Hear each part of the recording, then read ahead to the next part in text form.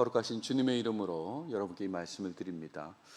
오늘 시작은 이기적이라는 표현으로 좀 시작해 보겠습니다. 이기적, 자기를 이롭게 한다 이런 뜻이잖아요. 사전적 의미는 자기 자신의 이익만을 꾀하는 것을 이기적이다라고 그렇게 설명했습니다. 이기적인 모습을 보이는 사람, 이런 사람은 다른 사람의 감정이나 다른 사람의 상황을 고려하지 않습니다. 더 나아가서 다른 사람을 배려하지 않는 모습 속에서 때로는 피해를 주기도 합니다. 그런데 이기적인 사람은 피해를 줘도요, 전혀 미안해하지 않죠. 이런 모습이 이기적인 사람의 모습입니다. 그래서 이런 이기적인 사람의 모습을 그림으로 잘 표현한 걸 하나 찾았는데 이런 그림입니다. 밑에 사람이 어떻게 되든 말든 어떤 고통이 있든 말든 관심이 없습니다. 나만 왕관을 들면 된다라고 생각하는 것이 이기적인 사람의 모습이다 할 수 있는 거죠. 그런데 문제는 이런 이기적인 모습을 보이는 사람들이 소수가 아니라는 것입니다. 아주 몇몇 작은 숫자가 아니라 많은 사람들이 이기적이라는 거죠. 주변을 살펴보면 이기적인 모습을 어렵지 않게 발견할 수 있습니다. 다른 사람을 배려하지 않고 때로는 다른 사람에게 피해까지 주면서 자신만 편하려고 하는 모습, 자신의 유익만 추구하는 모습, 이런 모습이 너무 많이 나타나고 있다 이런 말이에요. 요즘 건물을 들어가다 보면 자동문이 있어서 이렇게 이런 버튼을 눌러야만 문이 열리는 곳이 많죠. 저도 어느 한 건물에 들어가려고 하는데 제가 이 버튼을 누르려고 할 때 저보다 앞서서 그 버튼을 누르려고 한 사람이 있었습니다. 그러니까 그분이 누르면 저는 뒤따라 들어가면 되는 거죠. 그런데 그분이 이 버튼을 어떻게 누르냐면 손으로 누르지 않고 그분이 가지고 있던 우산 끝으로 이걸 누르는 것입니다. 밖에는 비가 왔었고 이게 바닥에 닿고 있는 우산 그 끝부분을 이거를 가지고 툭 치면서 이렇게 눌러서 들어가는 거예요. 모르겠습니다. 그분 생각에는 이 버튼이 지저분하다고 생각했는지도 모르겠습니다. 근데 뒤에 사람들은 계속해서 손으로 그걸 만질 텐데 본인만 깨끗하려고 그렇게 우산을 썼다는 것이 조금 이기적으로 보였던 것입니다. 때로는 이런 이기적인 모습이 필요하다고 말하는 사람도 있어요. 이기적인 것도 필요한 거 아니야? 이렇게 말하는 사람이 있긴 있습니다. 뭐 이런 거죠. 제가 영어 문장을 하나 가져왔는데요. 자신을 사랑하는 거, 자신을 돌보는 거, 그리고 어떤 자신의 행복에 우선순위를 두는 거, 이건 셀피시한 게 아니다. 이기적인 게 아니다. 이건 필요한 거야. 라고 그렇게 말하는 사람들이 있긴 있습니다. 그래서 좋은 성적을 추구하고 빠른 승진을 추구하고 경기에서 승리를 하는 걸 추구하고 또 돈을 아끼는 걸 추구하는 거, 이거는 이기적인 게 아니라고 필요한 거라고 그렇게 말하는 사람이 있긴 있다 이런 말입니다. 하지만 이런 것을 추구하는 마음을 아무리 이해한다고 해도, 지금 옳다는 게 아니라 이해한다고 해도, 그렇다고 해도요, 그 과정에서 다른 사람을 배려하지 않고 피해까지 준다면, 게다가 피해를 준 이후에 미안해하지도 않는다면 그 모습을 긍정할 사람은 거의 없을 것이다. 그런 생각입니다. 이기적인 모습은 세상에서도 환영받지 못하는 모습이다 이런 말이죠. 세상에서도 이기적인 사람을 좋아할 리는 없는 것입니다. 성경 말씀도 이기적인 모습을 버리고 이웃 사랑을 실천할 것을 요구하고 있습니다. 예를 들어서 고린도전서 10장 말씀을 보세요. 누구든지 자기의 유익을 구하지 말고, 자기의 유익을 구하는 게 이기적인 것입니다. 자기를 이롭게 하는 거. 근데 그렇게 하지 말고 남의 유익을 구하라고 그렇게 말하고 있지 않습니까? 그냥 우리가 흔히 하는 말이 아니라 성경 말씀이 우리에게 주신 겁니다. 누구든지 자기의 유익을 구하지 말고 남의 유익을 구하라. 사도행전에 보시면 범사에 여러분에게 모본을 보여준 바와 같이 수고하여 약한 사람들을 돕고, 약한 사람들을 돕는다는 게 이기적이지 않은 모습이잖아요. 근데 약한 사람들을 돕고 또 주 예수께서 친히 말씀하신 바 주는 것이 받는 것보다 복이 있다 하심을 기억하여야 할지니라. 받는 게 복이라고 이기적인 사람들은 그렇게 생각하겠지만 아니라고, 주는 것이 받는 것보다 복이 있다 하심을 기억하라고 그렇게 말씀하고 있습니다. 이런 말씀이 성경에 있는 거예요. 그런데 신앙을 가졌다고 하는 사람들도 이기적으로 살아가는 그런 모습을 보일 때가 있습니다. 신앙을 가졌다고 하면서도 이기적으로 살아간다 이런 말이에요. 모든 상황에서 자신의 유익, 자신의 편의를 우선으로 고려하는 모습, 그런 모습을 보여줍니다. 그냥 신앙을 가졌는데도 불구하고 모든 상황 속에서 자신의 유익, 자신의 편의를 우선으로 생각한다, 이런 말입니다. 심지어 예배도 마찬가지입니다. 예배도 자신의 유익, 자신의 편의를 먼저 생각하는 거예요. 무슨 말인가 하면, 여러분, 예배의 대상이 누구입니까? 하나님이시잖아요. 우린 지금 하나님께 예배하고 있는 것입니다. 그러니까 하나님께서 만족하신지, 이게 우리의 최대 관심인 것이죠. 근데 그런 관심보다 자신의 만족에 대한 관심이 먼저인 거예요. 이런 이기적인 사람의 모습은 그렇다, 이런 말입니다. 그러니까 하나님이 아니라 내가 만족해야 좋은 예배인 겁니다. 수많은 사람들이 좋은 예배라고 그래도 내가 만족하지 않으면 안 좋은 예배고요, 많은 사람들이 좋지 않다고 해도 내가 좋으면 좋은 예배예요. 이상하지 않습니까? 왜 그렇게 생각할까요? 그것은 하나님에 대한 관심이 아니라 자기에게만 관심을 가지기 때문에 그런 거다, 이런 말입니다. 오늘 본문은 이기적인 모습을 드러내는 요셉의 형제들을 보여주고 있습니다. 자신들의 입장만 생각하면서 행동한 결과가 아버지와 동생에게 큰 피해를 주는 모습으로 나타나게 된 내용이다, 이런 말이죠. 이런 내용을 통해서 이기적인 모습에서 벗어나길 소망하면서 말씀을 이어가고자 합니다. 오늘 성경 봉독을 앞부분 해주셨는데 36절까지를 한번 다뤄보도록 하겠습니다. 본문을 보시면, 오늘 본문은 아버지의 요청으로 형들을 만나러 간 요셉이 팔려가는 내용이 이 오늘 본문에 등장하게 됩니다. 동생 요셉을 미워해서 죽이려고 했던 요셉의 형들이었습니다. 우리가 지난 시간 이 부분을 강조해서 봤지 않습니까? 형들이 요셉을 미워하는 그런 모습이었어요. 그런데 그 모습에 추가해서 이제는 이기적인 마음까지 실행하는 그런 모습도 보여주고 있습니다. 그러니까 누군가를 미워하고 거기다 플러스해서 이기적인 모습까지 보여주는 그런 모습이 형들의 모습이다, 이런 말이죠. 이런 모습을 두 글자로 표현하면 뭐라고 표현할까요? 요즘 말로 이런 모습을 두 글자로 표현하면 뭐라고 표현할까? 노답이다, 이렇게 표현하는 거예요. 노답. 답이 없어요, 진짜.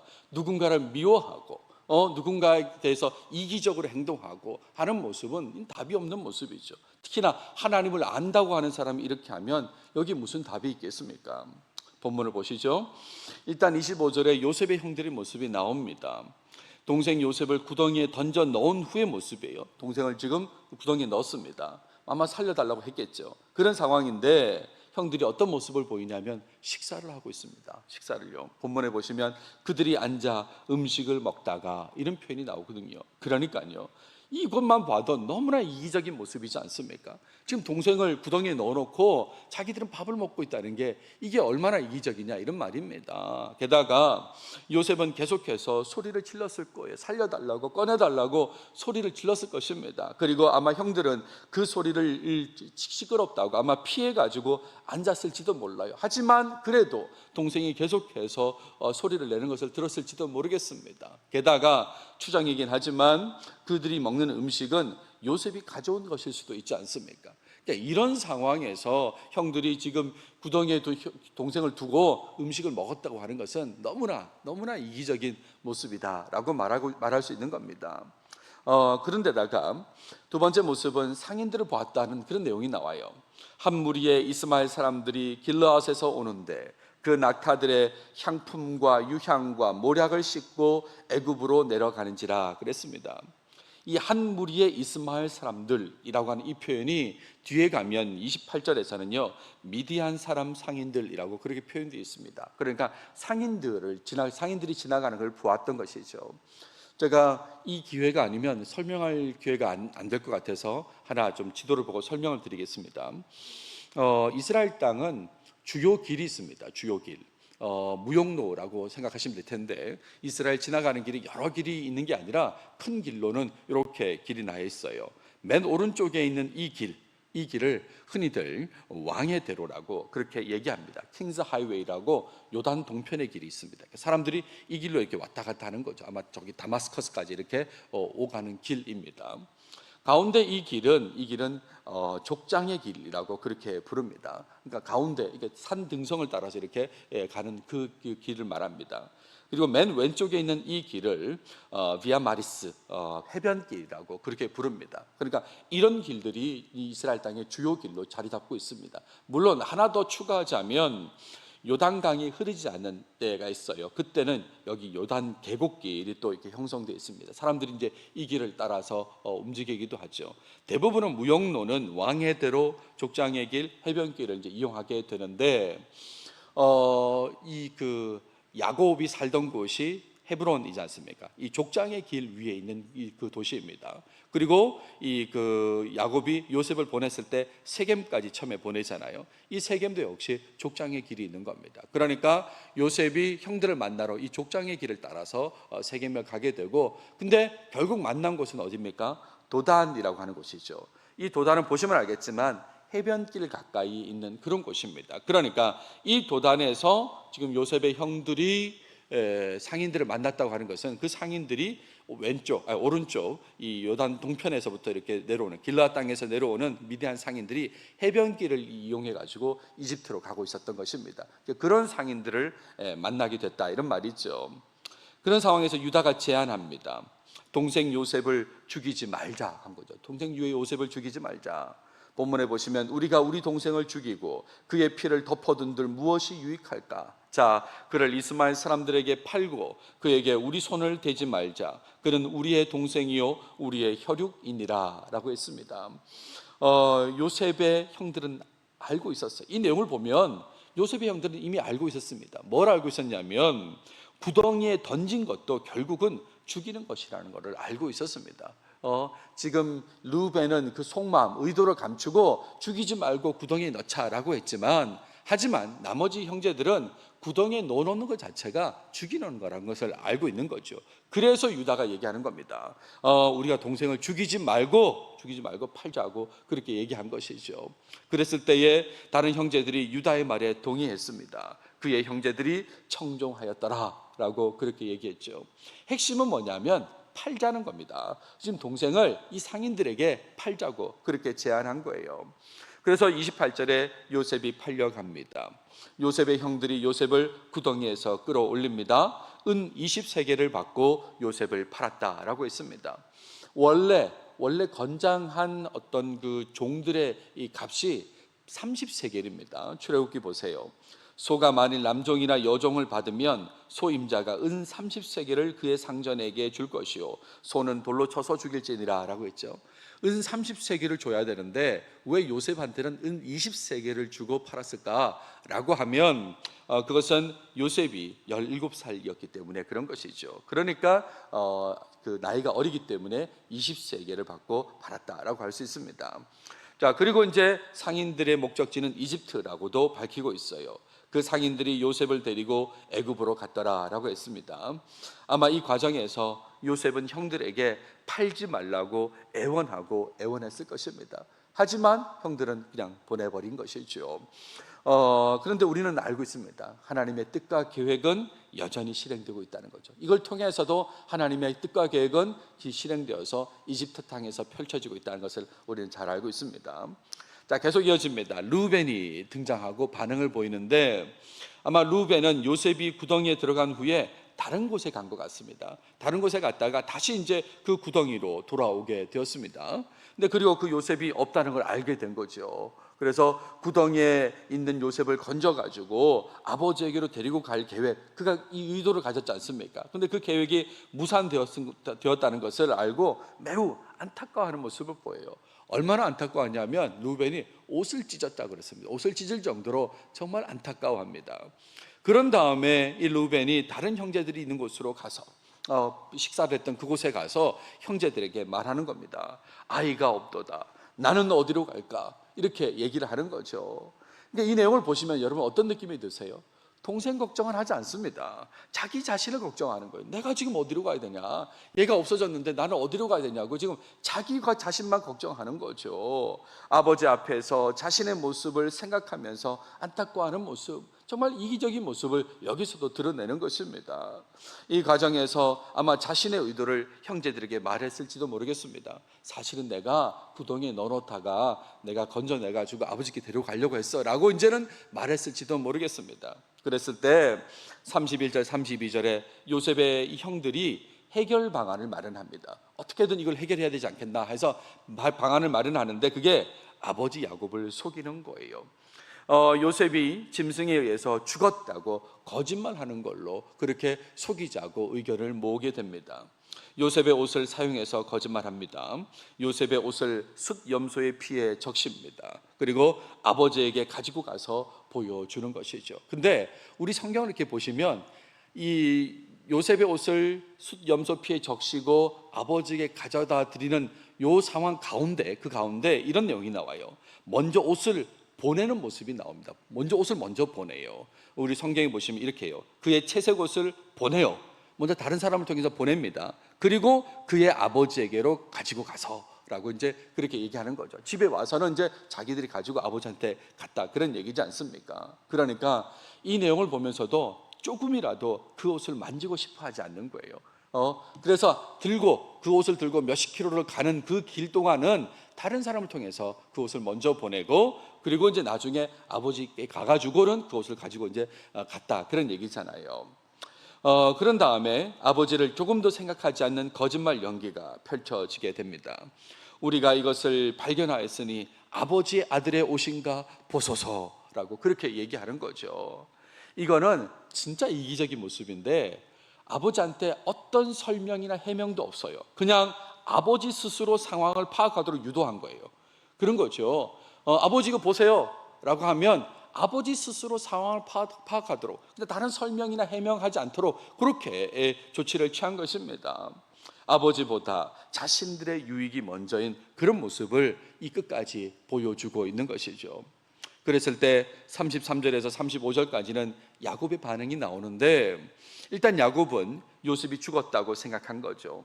내 아들의 옷이라, 악한 짐승이 그를 잡아먹었도다, 요셉이 분명히 찢겼도다 라고 그렇게 얘기하죠. 그러면서 요셉의 죽음을 애통해야 하는데 어느 정도로 애통해야 하냐면 일단 자기 옷을 찢어요.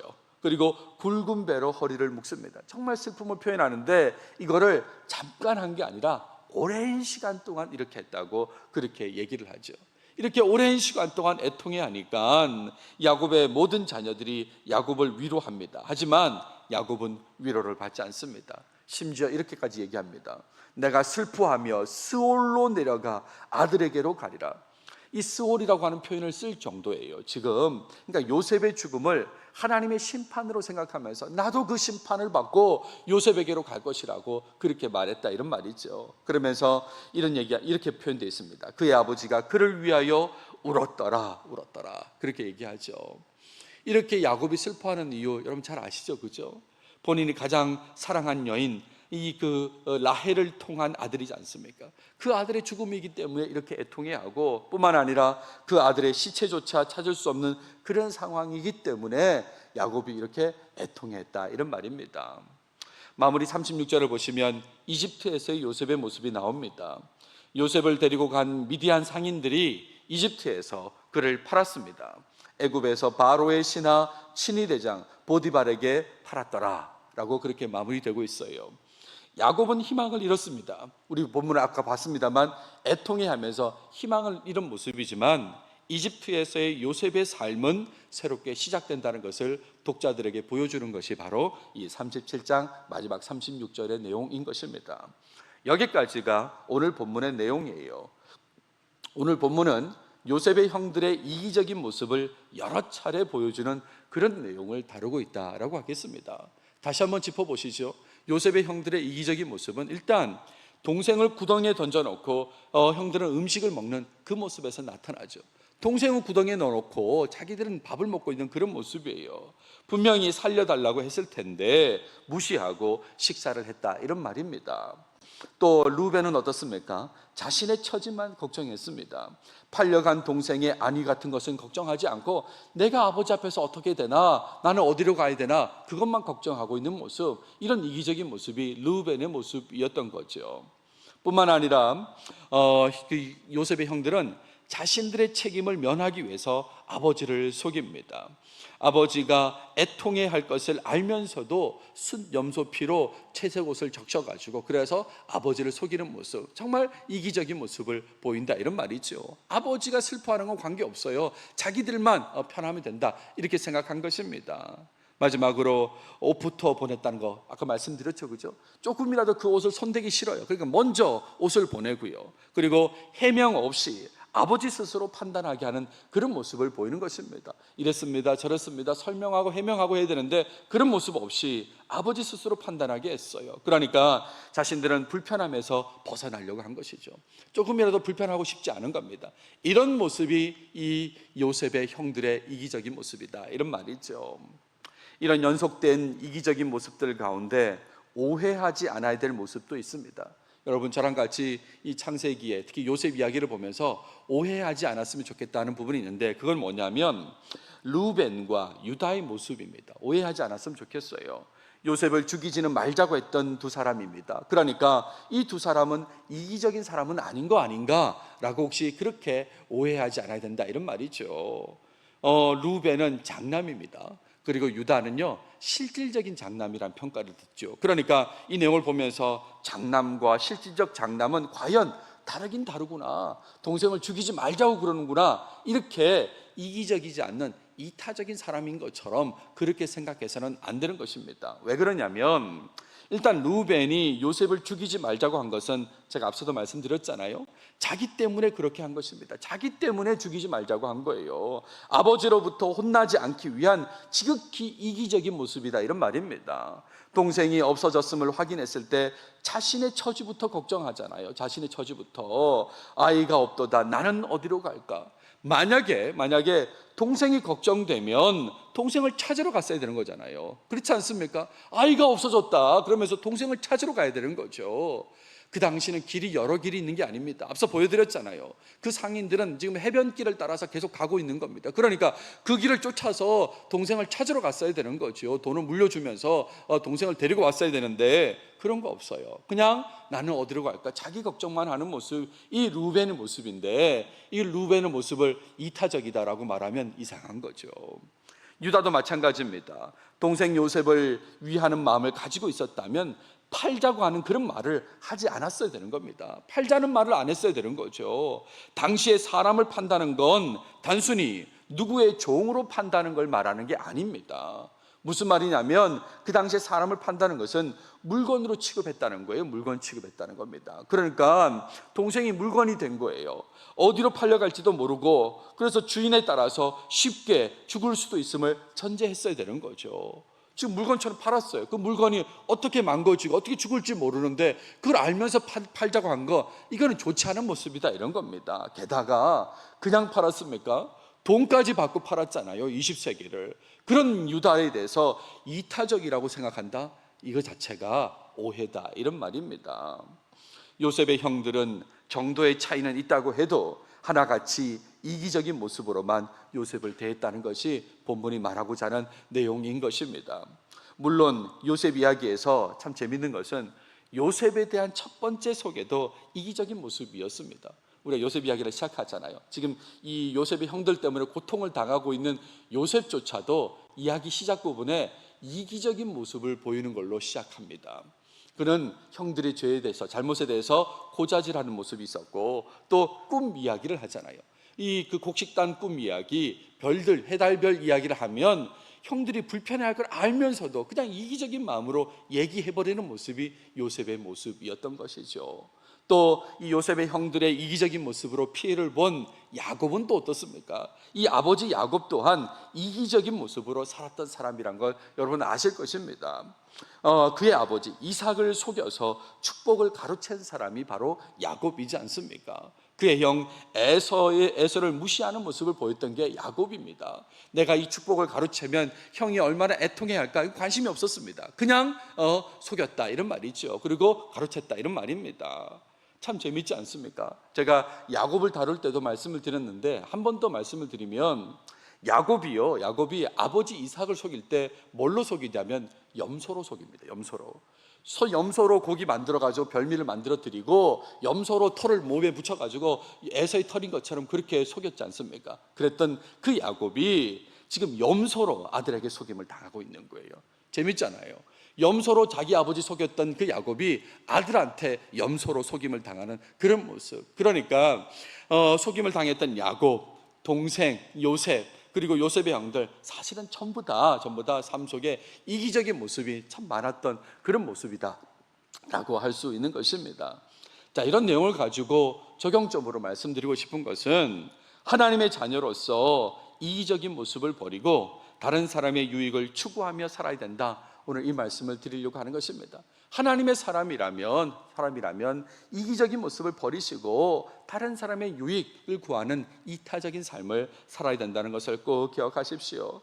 이기적인 마음을 뼛속 깊이 가지고 살아가는 사람이기 때문에 순종하기 매우 어려운 말씀처럼 느껴질 수도 있습니다.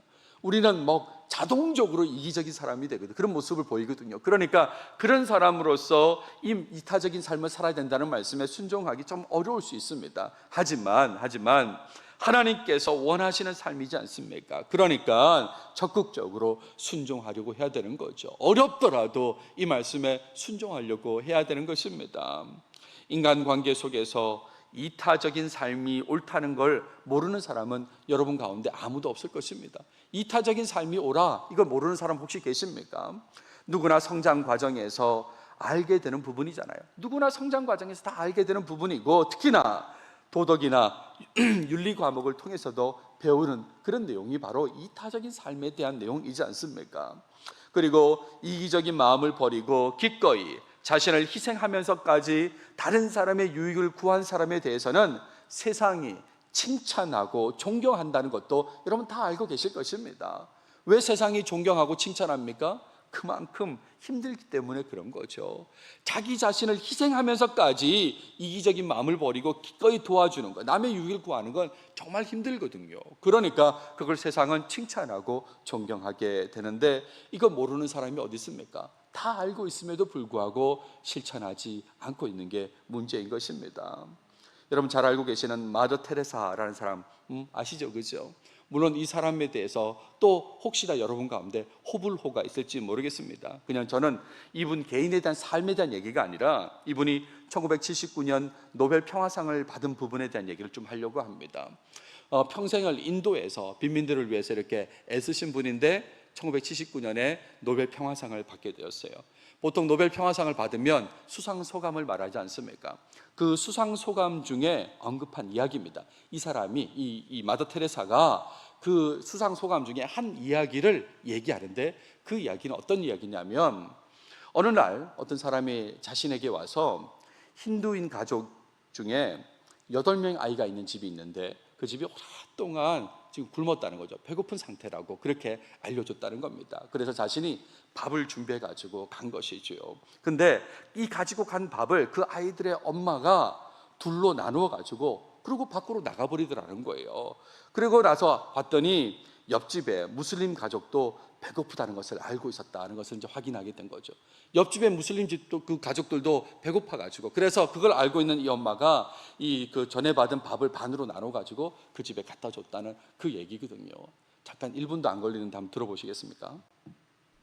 One evening, a gentleman came to our house and said, "There is a Hindu family with 8 children, have not eaten for a long time. Do something for them." And I took rice and I went immediately. And there was this mother, those little ones' faces, shining eyes from sheer hunger. She took the rice from my hands, she divided it into 2 and she went out. When she came back, I asked her, "Where did you go? What did you do?" And one answer she gave me, "They are hungry also." She knew that the next door neighbor, a Muslim family, was hungry. 예, 제가 설명드린 그 내용인데요. 그러니까 옆에 집도 배고프다 이런 걸 알고 사실은 얼마나 배고프겠어요. 그 먹어도 되는데 그거를 절반을 나누어 가지고 주는 모습, 그 모습이 이타적인 모습이다, 이런 말입니다. 근데 여러분, 예수님을 삶의 주인과 구원자로 영접한 사람, 그런 사람은 원래 이렇게 살아야 하는 것입니다. 예수 믿는 사람은, 구원받은 사람은 원래 이렇게 살아야 된다는 것이에요. 우리 주인께서 그렇게 사셨기 때문에 우리는 종이잖아요. 종으로서 우리는 당연히 그렇게 살아야 하는 것입니다. 우리를 구원하시기 위해 온갖 조롱과 수치, 고통을 참으시면서 십자가에서 죽기까지 하셨던 그 모습을 본받아서 남을 위해 살아야 되는 사람이 바로 우리다, 이런 말입니다. 사도 바울은 예수님에 대해서 이렇게 말했습니다. 너희 안에 이 마음을 품어라. 곧 그리스도 예수의 마음이니 그는 근본 하나님의 본체시나 하나님과 동등됨을 취할 것으로 여기지 아니하시고 오히려 자기를 비워 종의 형체를 가지사 사람들과 같이 되셨고 사람의 모양으로 나타나사 자기를 낮추시고 죽기까지 복종하셨으니 곧 십자가에 죽으심이라 그랬습니다. 너희 안에 이 마음을 품으라고 그랬습니다. 어떤 마음입니까? 이타적인 마음이요.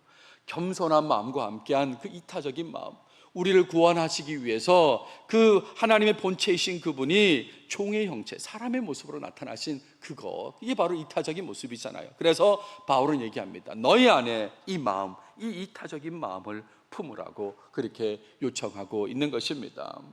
한마디로 세상 속에서 이타적인 모습으로 사는 것은 예수님의 삶을 따라 사는 것이다, 이렇게 말할 수 있겠습니다. 예수님 따라 사는 거다, 이런 말이죠. 이웃을 내 자신처럼 사랑하는 삶이라고 표현할 수도 있고 손해와 희생을 감수하는 삶이다라고 그렇게 말할 수도 있겠습니다. 개인과 교회 가운데 이런 모습이 사라지고 있다는 것을 여러분 안타까워하셔야 됩니다. 뿐만 아니라 그래서 나부터라도 하나님 예수님을 따라서 이타적인 삶을 살려고 노력해야 하는 것이죠. 이기적인 마음을 계속 유지하면 하나님 앞에 나와도 위로와 평안만 기대하게 됩니다. 그게 나를 유익하게 한다고 내게 유익이라고 생각하기 때문에, 그러니까 하나님 앞에 나와서 예배하더라도요 위로와 평안만 얻기를 원하는 거죠. 근데 여러분 잘 들으십시오. 위로와 평안의 은혜를 받게 된다는 게 무슨 말이냐면 그것은 은혜 받은 사람답게 말씀대로 살라는 것입니다. 하나님께서 여러분에게 위로를 주시고 삶 속에서 어려움이 있더라도 위로를 주시고 평안을 주신다면, 그렇다면 그 은혜 받은 사람답게 살라고 은혜를 주시는 거거든요.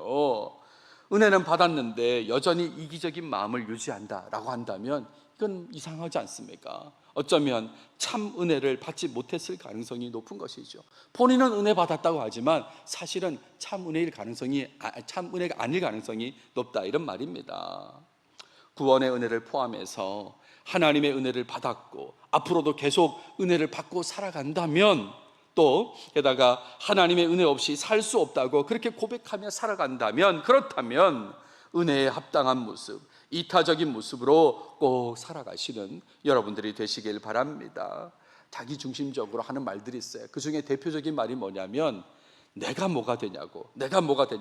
여러분 이런 말은 이제 하지 않으셨으면 좋겠어요. 이런 말을 한다는 것 자체가 이기적인 모습, 이기적인 생각을 가지고 있다, 이런 말인 거거든요. 예수님을 따라 살기 위해서, 은혜 받은 자로서 정말 이타적으로 예수님을 따라 살기 위해서는 뭐가 돼도 괜찮다고 그렇게 생각해야 되는 것이죠. 예수님은 십자가에 죽기까지 하셨는데 뭐가 되는 게 그게 뭐 큰 문제라고 이런 얘기를 자꾸 하시냐, 이런 말입니다. 이기적인 모습을 버리고 이타적으로 살아갈 때에, 그럴 때에 하나님의 말씀에 제대로 순종할 수도 있는 것입니다. 여러분 이타적으로 살아야 하나님 말씀에 순종할 수도 있습니다. 이타적일 때에 전도할 수 있어요. 구원으로 인도하려는 그런 마음을 표현할 수 있다, 이 말입니다. 저 사람이 구원받지 못한 게 안타까워요. 이타적인 마음을 가질 때 전도할 수 있는 겁니다. 때로는 삶을 걸고 목숨을 걸고 복음을 전하려고 한다, 이런 말이죠. 이타적일 때 가능한 것입니다. 이타적일 때 중보 기도도 할 수 있습니다. 기도 제목이 내 것인 것처럼 기도하게 된다, 이런 말이에요. 이타적일 때요, 내 기도가 아닌데 저 사람 기도 제목인데도 내 것인 것처럼 기도할 수 있어요. 기도 응답을 받으면 어떻습니까? 그 응답에 대해 나를 위한 것처럼 기뻐할 수도 있는 것입니다.